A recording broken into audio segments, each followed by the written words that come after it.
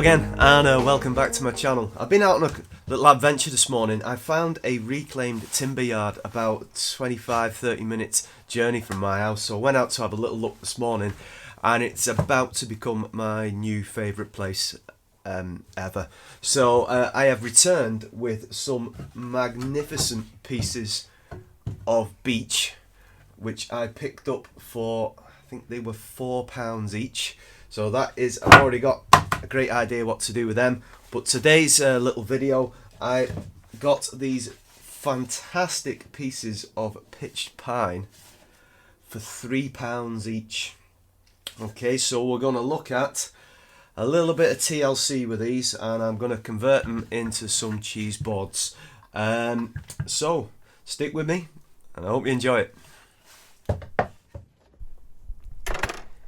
If you've watched one of my other videos about my new Evolution table saw, you know I recommend to check that the mitre gauge is square to the blade. I've also changed into the multi-blade just in case I might have missed any nails that are in the pitch pine.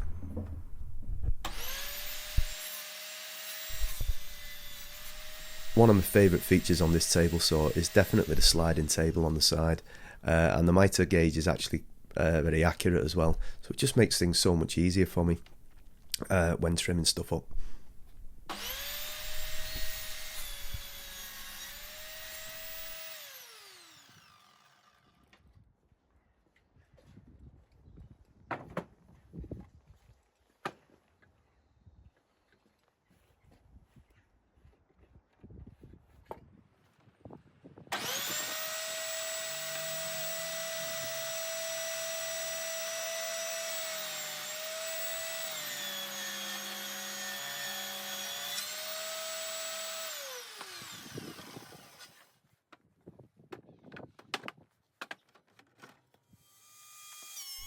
Once I've got all the boards cut to size, the next job was to run them through the thicknesser. I was lucky in this respect that the boards were pretty flat, so I didn't need to joint them or plane them on one side, so I could just run through and just get them to the required thickness that I wanted, with a clean up obviously in between. This project is my first venture into the world of CNC. Now, this is not my machine. A friend of mine, Andy, has very kindly allowed me access to his and is teaching me a few little bits and pieces on 2D design. And I am thinking Makers Central in May will be high on my wish list, potentially shopping list, for a CNC machine. Now, I'll be a little bit more in a channel update when I get to my year review, I think. But two things really with a CNC machine: it needs to have its own dedicated space, and you also need the money to buy one, which I'm going to be working on. But I was really impressed with this, and thank you to Andy for showing me the basics of how to scribe the word cheese into a reclaimed pitch pine board.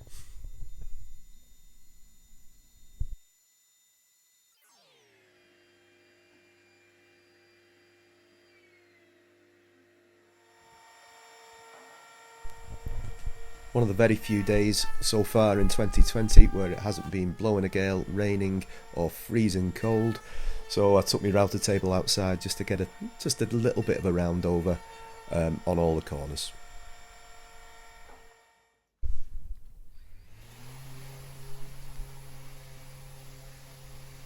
Then it was back into the garage to do a little bit of sanding. I was delighted to get my Mercaderos sander back because unfortunately I had to return it. For some reason unbeknown to me, it just stopped working. But it's the first premium power tool I've ever bought, and I really do like this machine because obviously just working with one hand, it's very light to use, and it's there's no vibration up my arm, and I don't get tired using it.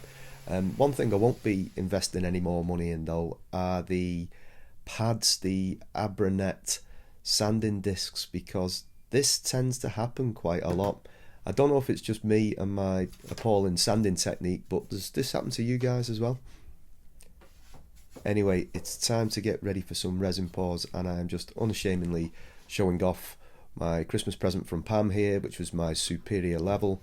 But a reminder to everyone, that when you are doing resin work, please make sure the table you're working on is level, because as resin is self-leveling, you do not want the stuff pooling to one side. I just got some packing tape here, which I get from the guys at Easy Composites.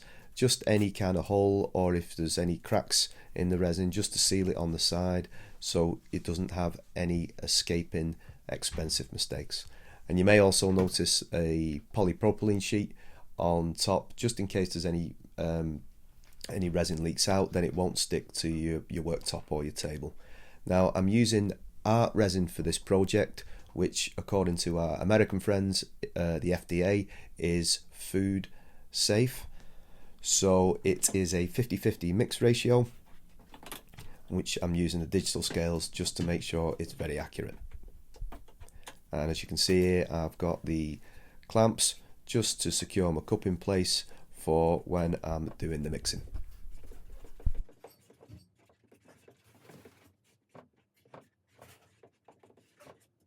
It is really important at this stage that you do thoroughly mix the resin and the hardener together. I use the double potting technique, where I sort of mix it up for 10 minutes in one cup and then transfer the resin into another cup and then mix again for at least another 5 or 10 minutes.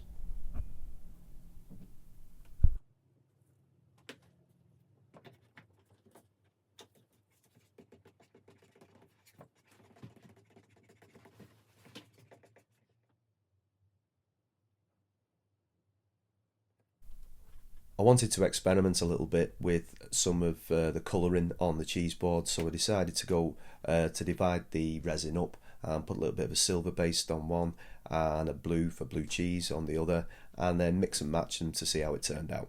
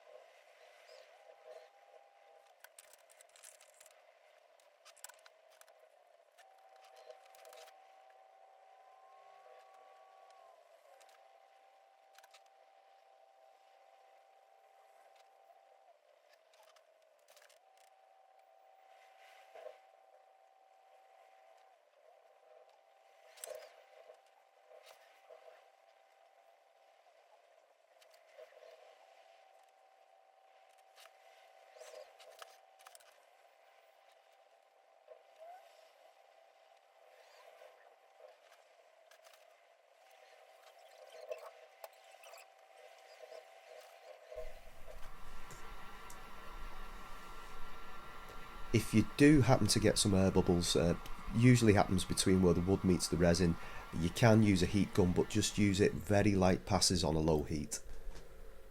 And then I mixed up a different blue colour and then decided to mix that in with the silver. It's a difficult choice to do this kind of thing in the house, because obviously the potential for it causing mess, but there's absolutely no way I could be doing this in my freezing cold garage that is leaking everywhere at the moment. So I know with the curing process of the resin as well, you need it in a kind of ambient temperature really, and even inside it took 2 days for the resin to fully cure. Once I'd done that, it was I was just going to pass it through the thicknesser again. You can do this with resin, as you might be able to see here.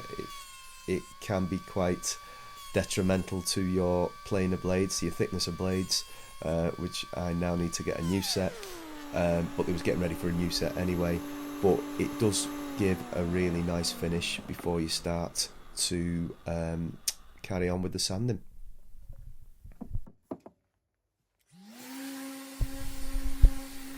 Time for some sanding before we apply a finish. Now I'm starting at 120 and I work up to 400 grit over both the resin and the wood, and the finish still takes fine. Just a reminder on this one, particularly over the resin part, to use a microfiber cloth quite regularly, just to get the fine resin dust off. otherwise it will dig into the actual resin itself and not give the best of finishes.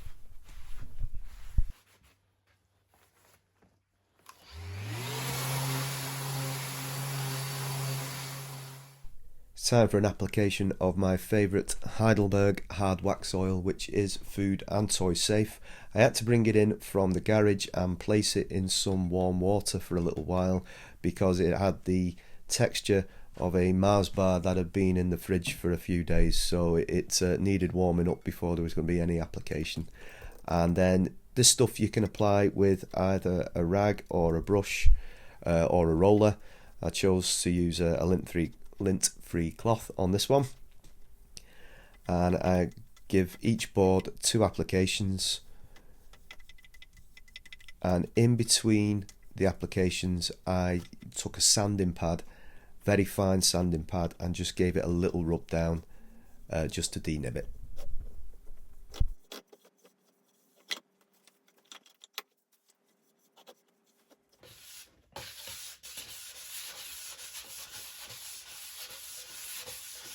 And the final stage really is just to polish up the resin after the hard wax oil is fully cured. It's entirely up to you how far you want to take this.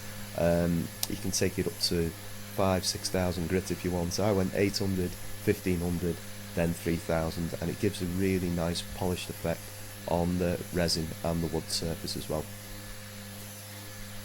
And that's pretty much it really. If you do like these kind of videos, then maybe consider giving us a thumbs up and even thinking about subscribing to the channel, of which, if you may have noticed, I have just recently passed my 1,000 subscriber mark. So thanks very much, take care, and I'll see you soon.